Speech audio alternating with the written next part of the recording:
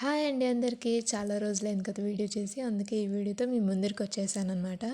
ఇది మా ఇంట్లో వరలక్ష్మి పూజ నేను ఎలా చేసుకున్నానో అనేది చూపిస్తున్నాను. ఫ్రైడే మార్నింగ్ అయితే నేను లేచేసి రెడీ అయ్యి ఇంటి ముందర ఇంట్లో అన్ని ముగ్గులు వేసేసి అమ్మవారిని కూర్చోపెట్టలేదనమాట. మొత్తం డెకరేషన్స్ అయినాక నేను ముహూర్తం చూసుకొని కూర్చోపెట్టాను అమ్మవారిని, కలశాన్ని.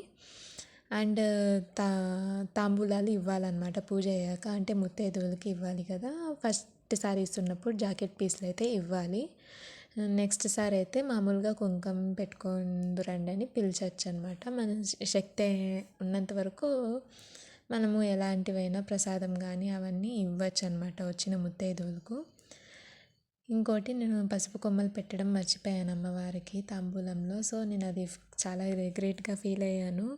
కాకపోతే మళ్ళీ తర్వాత కొంచెం హ్యాపీగా అనిపించింది. అమ్మవారికి తనని తాను ఎలా పూజించుకోవాలో, ఎలా సింపుల్గా పూజించుకోవాలనేది అమ్మవారే చేపించుకుంటారనైతే నేను నమ్ముతాను.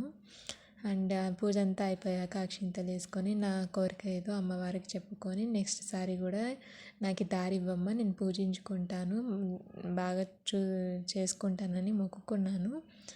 అండ్ టెంకాయ కొట్టినాక నీళ్ళు కొంచెం ఒలికింటే అవి తుడుస్తుంటే ఆ కలశం మీద ఉండే పూలు కాస్త కిందకి పడింది.